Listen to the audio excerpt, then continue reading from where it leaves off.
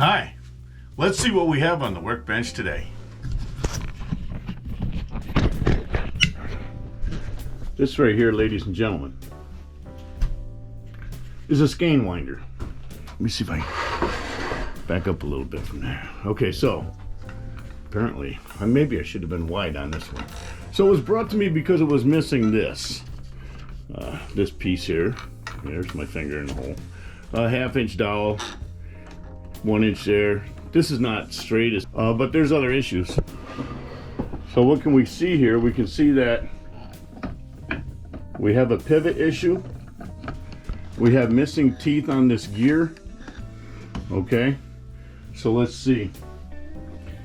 And also, even though the legs are good, this has got a bit of a wobble in it, so we're gonna have a look, see what we got. I'll put you over here. So we got a bad pivot here, and I think so. Let's see what we got. Wooden peg, wooden worm screw. This could use a little repair here on the ridges, a little repair there. But the size of this pivot and the size of this hole, I don't know if you can see that, are nowhere near similar. Now these are all put together with cut nails. So I think it's pretty old. This is attached with cut nails, and this has, when this comes around, it counts how many revolutions, or actually there's probably, we'll have to count them and see how many revolutions of that equals 1 revolution of this. If any of you mathematicians might be able to figure that out. But this has 4 leather pieces as maybe a spacer, and then the back of this hits on this, and this is worn away too. Not sure how much you can see that, but this is worn away, so I'm going to replace half of that just from here up. Just going to build that out so it's the same thickness as this. We're going to rebuild the teeth on this. We're going to redo the pivot hole. We're going to maybe put a wedge over here to hold that up straight, and maybe put something in the saddle here. There might have been something in the saddle once upon a time. Okay, here we go. Originally, I thought about putting a bearing in there, but I thought that wouldn't be honoring the design. So I decided to go with a 1/4 inch brass rod as a pivot.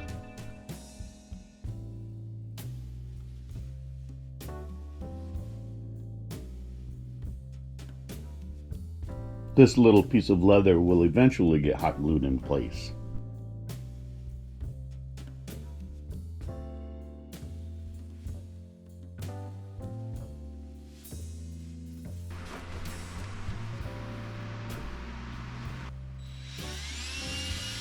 Thank you, dear viewer, for watching this video today. If you're still here, it means you're interested, and I really appreciate it. Thank you so very, very much. I appreciate each and every one of you. The leather acts as a spacer to keep the wheel from rubbing on the clicking device. So that's worn there. I'm going to take that a little bit like that.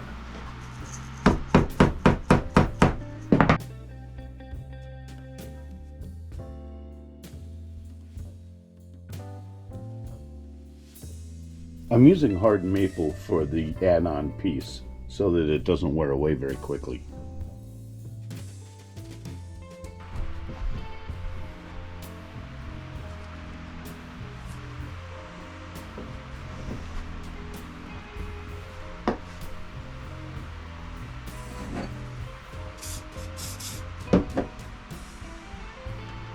I cleaned up the shoulders that sit on top of this baseboard and decided to pin it in place, because the pins can always be taken out.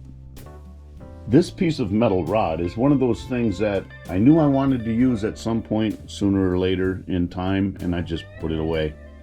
And then I found it and used it. Yay for the win.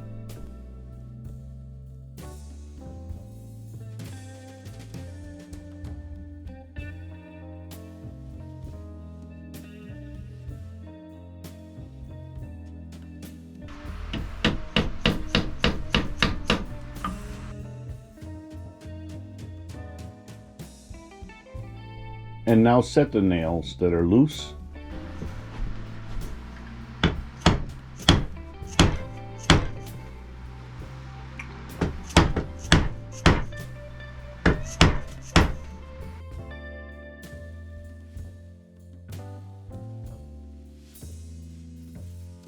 Time to clean up any surface I want the epoxy to stick to.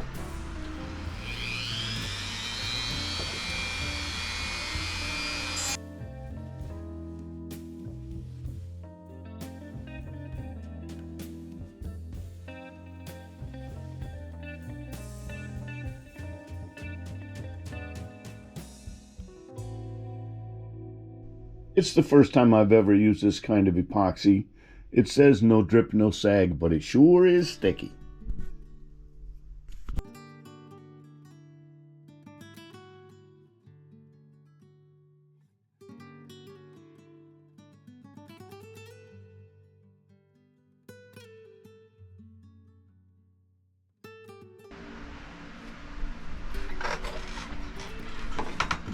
More cleaning.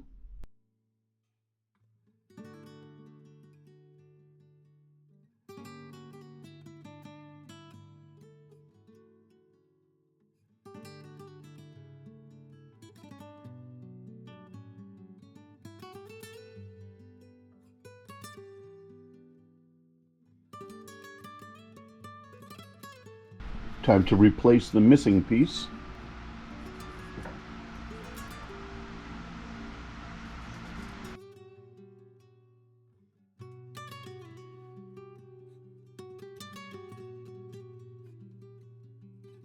Squaring up the blank makes it easier to hold in the chuck jaws.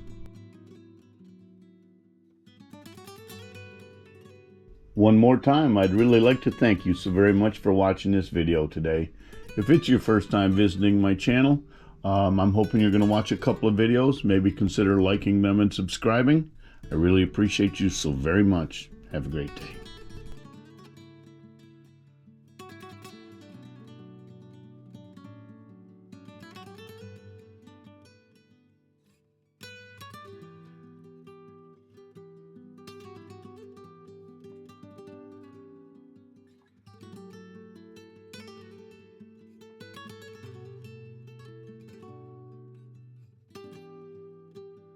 Pop goes the weasel.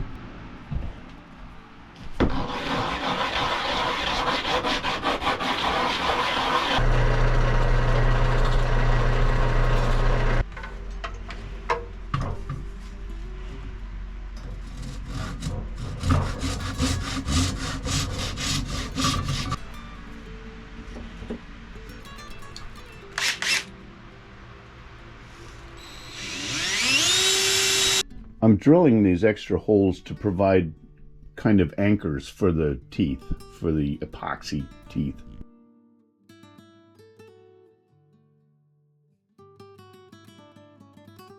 I'm more familiar with this putty type of epoxy, which sets up pretty quick, and I guess this whole experiment is kind of a test between the two epoxies.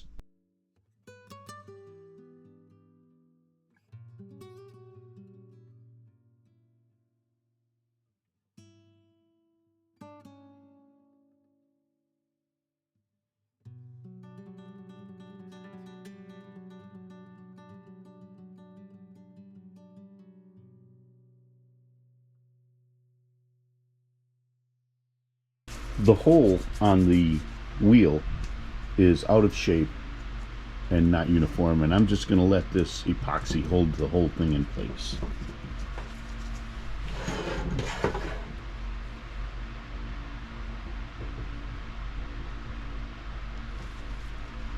In the pinned comments, you'll find a link to a YouTube video where these facts are taken from. So you're taking spun yarn off of your great wheel or the bobbin on your flax wheel and winding it onto what is known as a clock or a click wheel. Now it's 2 yards around the outside, so 1 turn is 2 yards, and the wheel counts 40 turns, so that's 80 yards is 1 knot. 1 knot is a 1/7 of a skein, so 7 knots or 560 yards is 1 skein of yarn.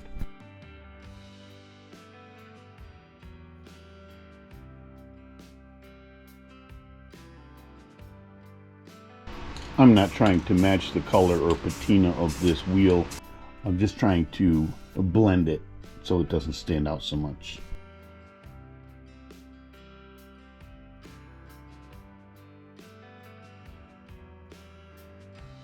I'm using this tackier putty because I think it'll cling to the wood right at the tips of the teeth on the wheel.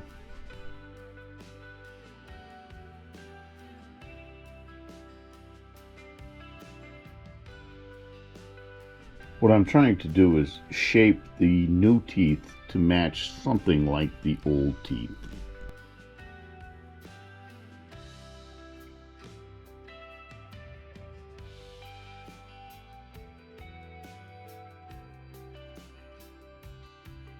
Found a loose one, fortunately only one.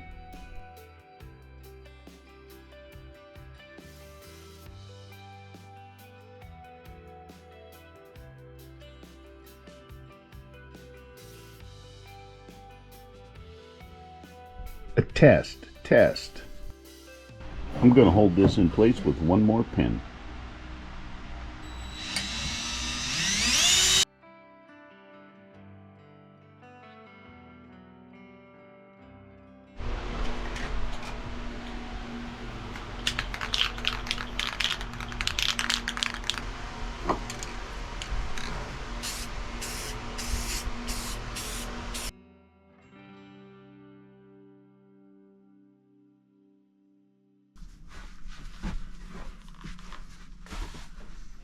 All right, well, here we are.